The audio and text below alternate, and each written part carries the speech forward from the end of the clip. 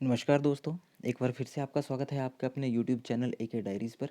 जैसे आपको पता है कल हमने सेशन शुरू करा था टेट आर्ट्स का जो क्वेश्चन पेपर है उसके साइकोलॉजी सेक्शन का 10 क्वेश्चन हमने ऑलरेडी डिस्कस कर लिए हैं। बाकी के बचे क्वेश्चंस जो हैं वो हम आज डिस्कस करेंगे, तो चलिए चलते हैं आज की वीडियो की तरफ। फ्रेंड्स, क्वेश्चंस को करवाने से पहले जो है मेरी आपसे रिक्वेस्ट रहेगी कि जब भी आप मेरी वीडियोस देखते हैं, जब भी क्वेश्चंस को देखते हैं, तो एक कॉपी पेन लेके ज़रूर बैठें और साथ साथ में नोट्स बनाते रहें, जिससे कि क्वेश्चन के अलावा जो मैं आपको नॉलेज देता हूँ, जो मैं आपको चीज़ें बताता हूँ, वो आप नोट डाउन करते रहें, आपके पास जो है नोट्स बन जाएँ।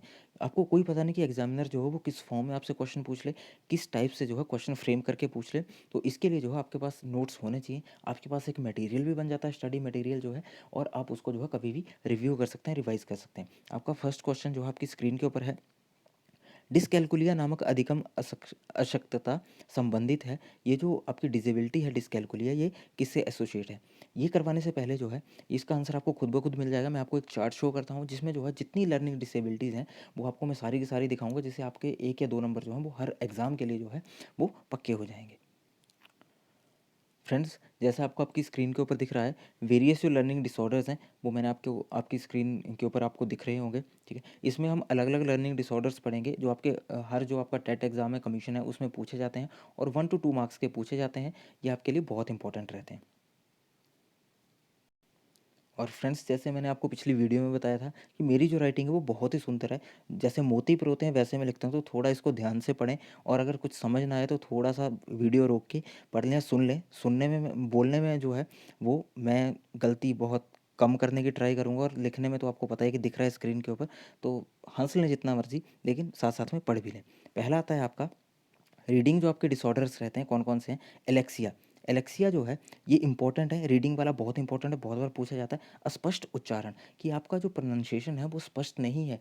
जो जी को प्रोनाउंस करते इसमें जो है वो आप बोलते हैं जी को गी बोलते हैं, या एच को जो है कुछ और बोलते हैं। एच को जो है ए एच बोलते हैं, या कुछ भी बोलते हैं, एज बोलते हैं, कुछ भी बोलते हैं। ठीक है, जिसमें आपकी प्रोनाउंसिएशन जो है वो क्लियर ना हो उसको बोलते हैं एलेक्सिया डिसऑर्डर।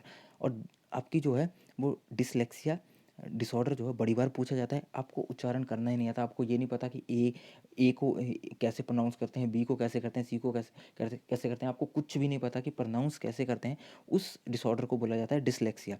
आपसे क्वेश्चन ऐसे पूछा जाता है कि डिसलेक्सिया जो है वो किस डिसऑर्डर से संबंधित है, तो आपने जो है डायरेक्टली रीडिंग करना है। ठीक है, नेक्स्ट आते हैं आपके पास वर्बल लर्निंग, जो आपकी मौखिक रूप से जो आपकी लर्निंग होती है, आपको पता है। अफेजिया। अफेजिया में आपको बातचीत में परेशानी होती है। जैसे आप किसी के साथ कन्वर्सेशन करते हैं तो आपको जो है आप सही से बातचीत करने में कंफर्टेबल नहीं होते। आप जो है शब्दों को सही ढंग से यूज़ नहीं कर पाते, या जो है आप अपनी बात को चैनलाइज नहीं कर पाते। आप जो है अपनी बात को सही ढंग से सामने नहीं रख पाते, वो होता है आपका अफेजिया।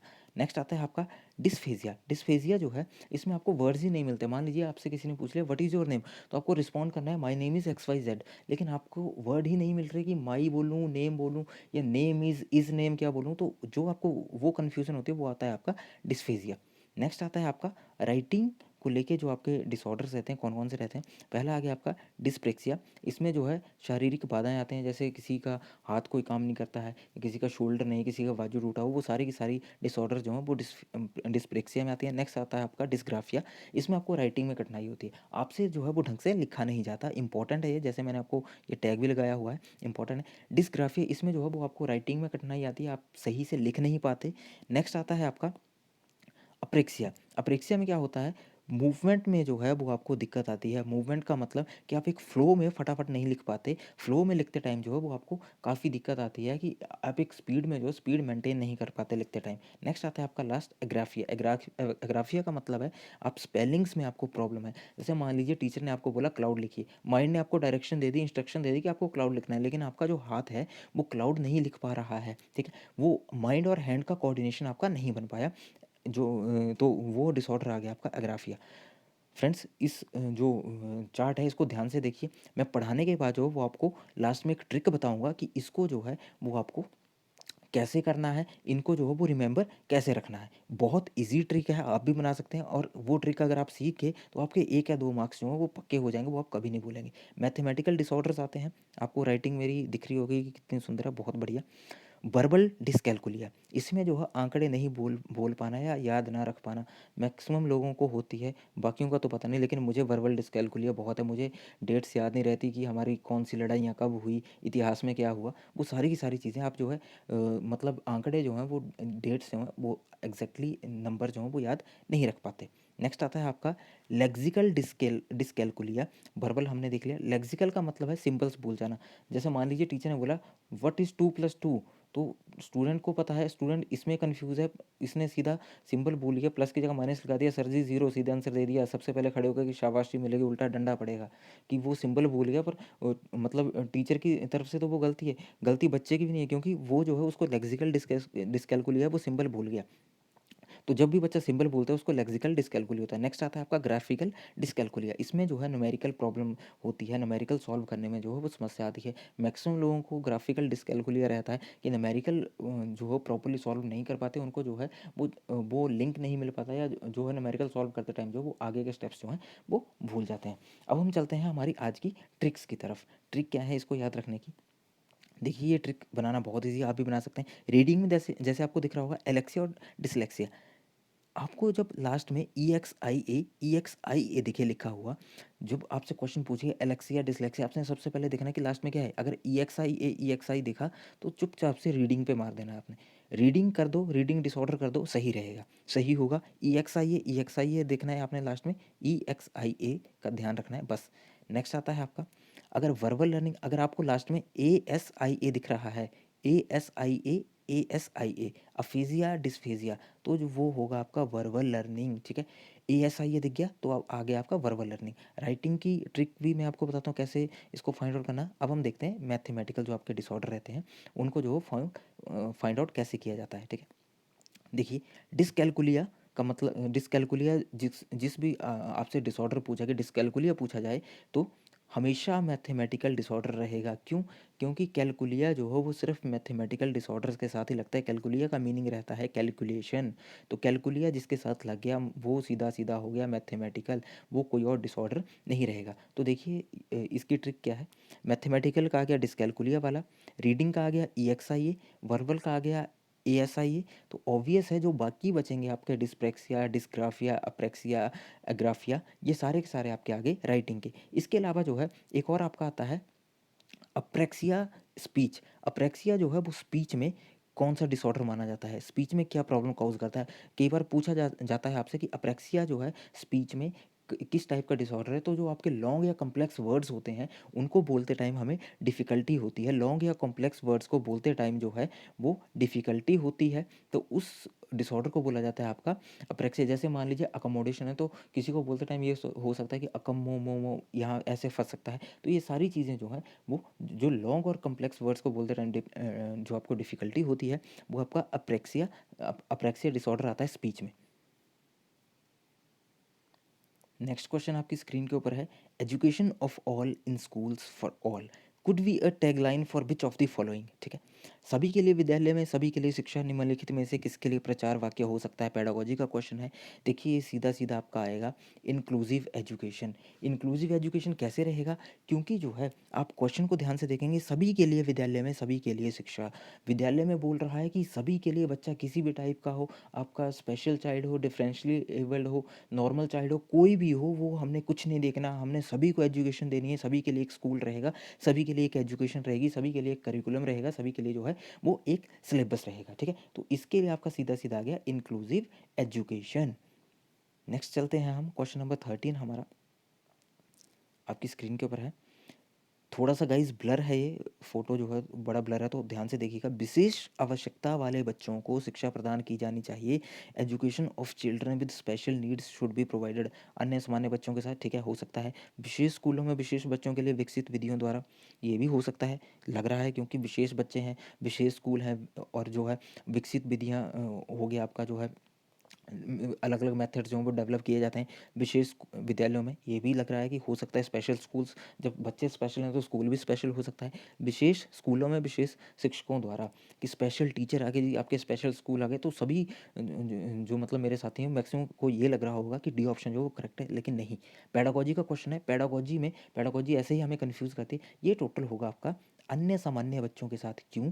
क्योंकि अगर आप अन्य सामान्य बच्चों के साथ जो है वो उनको एजुकेशन देंगे, तभी उनको जो है वो मेन स्ट्रीम के साथ जोड़ा जा सकता है। उनका इन्फ्eriority कॉम्प्लेक्स जो है वो दूर किया जा सकता है। अगर जो है आपके स्पेशल जो चिल्ड्रन हैं, स्पेशल नीड्स वाले चिल्ड्रन हैं, वो नॉर्मल बच्चों के साथ रहेंगे, नॉर्मल बच्चों के साथ पढ़ेंगे, तो वो भी खुद को जो है इसी सोसाइटी का एक पार्ट मानेंगे, खुद को जो है नॉर्मल बच्चों की तरह मानेंगे। उनको लगेगा कि हम भी नॉर्मल बच्चों की तरह हैं, एक ही परिवेश में पढ़ रहे हैं, एक ही परिवेश में खेल कूद रहे हैं। तो तब उनको जो है मेन स्ट्रीम से जोड़ने के साथ जो है अन्य सामान्य बच्चों के साथ एजुकेशन दी जाती है, और इसको बोला जाता है आपका इंक्लूसिव एजुकेशन, समावेशी शिक्षा। नेक्स्ट क्वेश्चन है आपका, क्वेश्चन नंबर 14 आपकी स्क्रीन के ऊपर है। Which of the following is an objective question. ऐसे टाइप आपको पता है कि बहुत लंबे लंबे होते हैं, आपको जो है जस्ट लाइक 2-3 पेजेस, 400-600 जो वर्ड्स हैं उसमें आंसर देना होता है। शॉर्ट आंसर जो है वो आपके 20-30 वर्ड्स रहते हैं। ओपन एंडेड क्वेश्चन आपके क्या होते हैं? ओपन एंडेड क्वेश्चन जो है वो आपसे कई बार एग्जाम में एग्जामिनर पूछ रहे थे कि what is open ended question, तो आपका जो है which can not be answered with yes और नो, जिसका आंसर जो है सिर्फ यस और नो से नहीं दिया जा सकता। It requires a longer response, इसके लिए जो है वो लॉन्गर रिस्पॉन्स चाहिए होता है। तो इसका सीधा सीधा आंसर आ जाएगा ट्रू और फॉल्स, क्योंकि ट्रू और फॉल्स में क्या होता है, हमें या तो ऐसे करना होता है या आपका ये करना होता है। ऑब्जेक्टिव आपका बोलता है कि आपको जो है मिनिमम 1 वर्ड में आंसर देना होता है। ऑब्जेक्टिव का मतलब होता है कि टू द पॉइंट, जैसे आपका जो है वो OMR शीट में सर्कल डार्क करना होता है, ये हो गया आपका, ऐसे हो गया, तो ये सारी चीज़ें, तो आपका इसका सीधा सीधा हो जाएगा ट्रू और फॉल्स। नेक्स्ट आता है आपका क्वेश्चन नंबर 15 आपकी स्क्रीन के ऊपर है।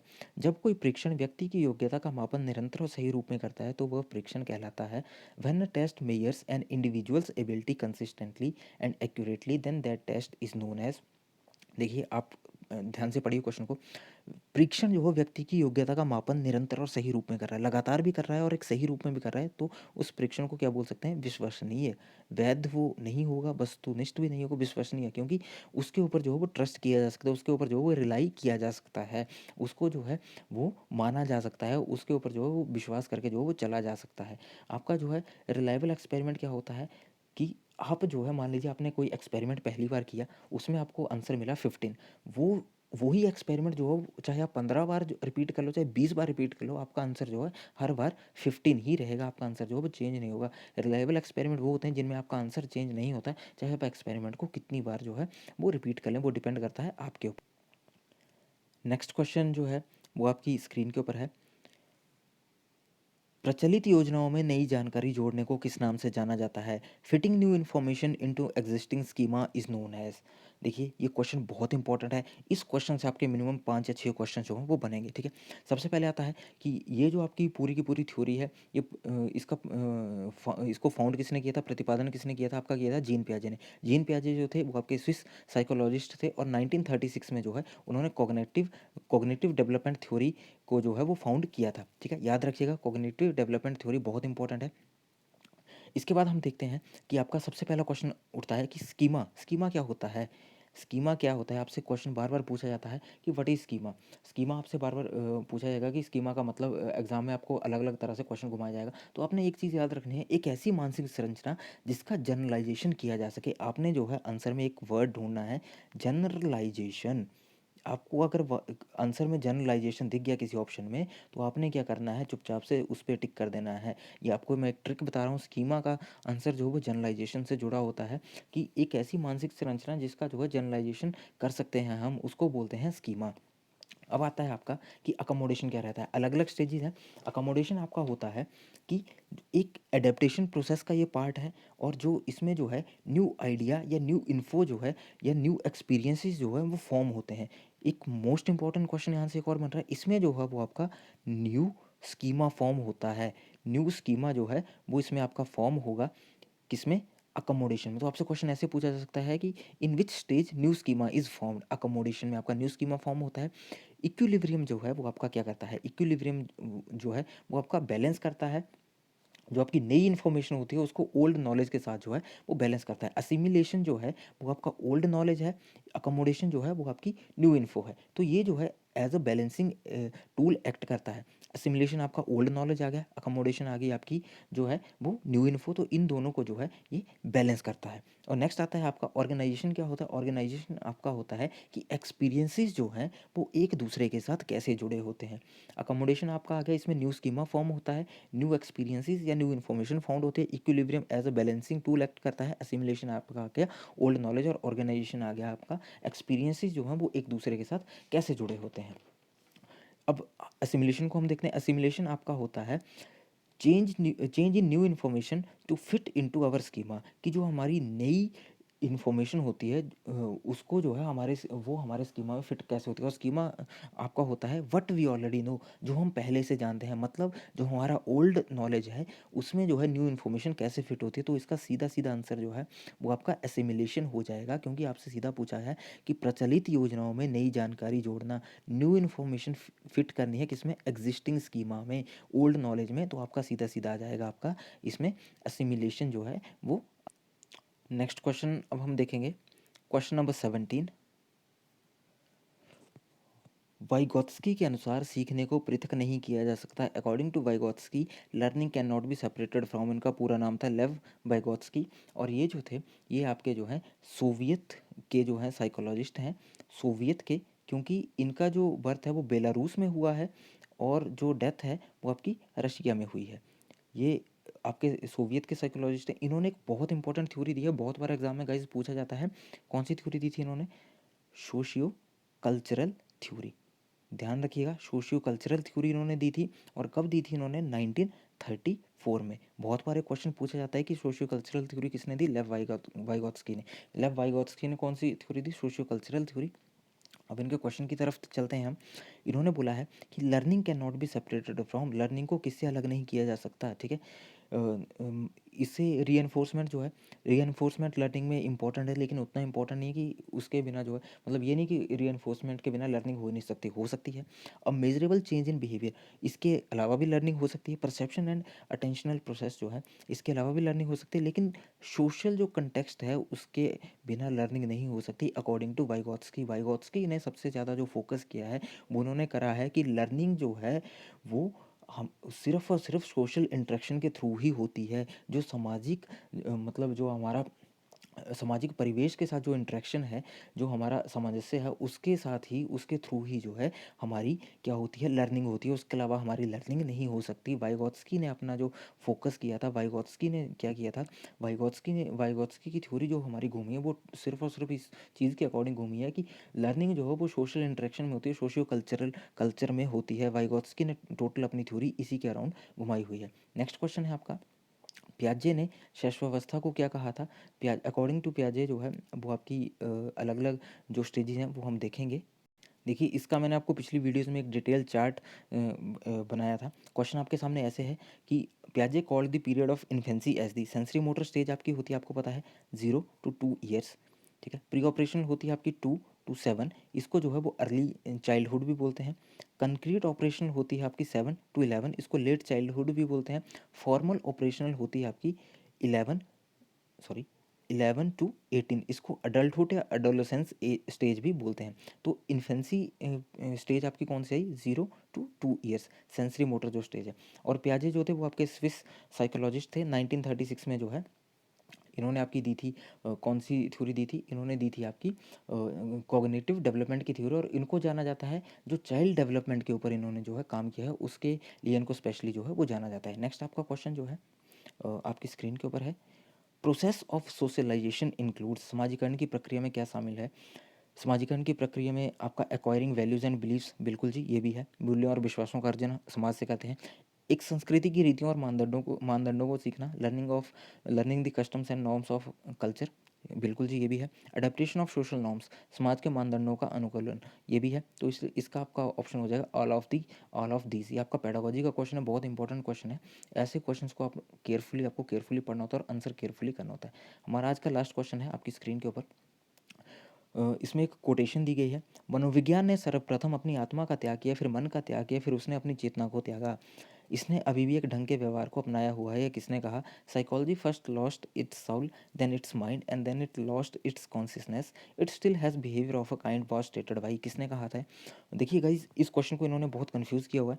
जो एच पी बोस ने ऑफिशियल आंसर की रिलीज़ की हुई है, उसमें उन्होंने जो वुडवर्थ हैं आपके, इसको सही ठीक करा हुआ है। इसका मतलब आंसर की में आंसर दिया हुआ है उन्होंने, राइट आंसर की वुडवर्थ ने ये चीज़ बोली थी। लेकिन जो है वो आपके जितने बाकी सोर्स हैं, जो आपका इंटरनेट हो गया या जो आपके गूगल वगैरह हो गया या आपका जो बुक्स हैं, वो बोलती हैं कि एक हमारे साइकोलॉजिस्ट हुए हैं, टिचनर वुंट। टिचनर वुंट जो है, उन्होंने ये कोटेशन दी हुई है। ये जो है ये इंग्लिश साइकोलॉजिस्ट थे आपकी, इन्होंने ये कोटेशन दी हुई है। इन्होंने यहाँ पे टिचनर जो है वो अलग कर दिया और वुंट जो है इन्होंने विल्हेल्म वुंट डाल दिया है, जिसको जो है हम फादर ऑफ साइकोलॉजी बोलते हैं, जिन्होंने फर्स्ट साइकोलॉजिकल लेबोरेटरी जो है वो जर्मनी के लिप्जिग में एस्टेब्लिश की थी 1879 में। तो ये क्वेश्चन जो है, ये क्वेश्चन गलत है टोटली। इसका राइट आंसर होगा आपका टिचनर वुंट। आप यहाँ से देख सकते हैं टिचनर वुंट होगा, जो इंग्लिश साइकोलॉजिस्ट थे, उनकी ये फेमस कोटेशन है। तो ठीक है फ्रेंड्स, आज की हम वीडियो को यहीं पे ख़त्म करते हैं। अगर आपको वीडियो अच्छी लगी है तो वीडियो को लाइक कीजिए, शेयर कीजिए और चैनल को सब्सक्राइब कर लीजिए। जो मेरे साथी नए हैं वो चैनल को सब्सक्राइब करके बेल आइकन दबा लें, जिससे आपको डेली की वीडियो की नोटिफिकेशन मिलती रहे। बाकी चैनल के साथ बने रहें। अपना प्यार जो आपका प्यार है ऐसे ही दिखाते रहें, अपनी सपोर्ट ऐसे ही दिखाते रहें। Thank you, have a nice time.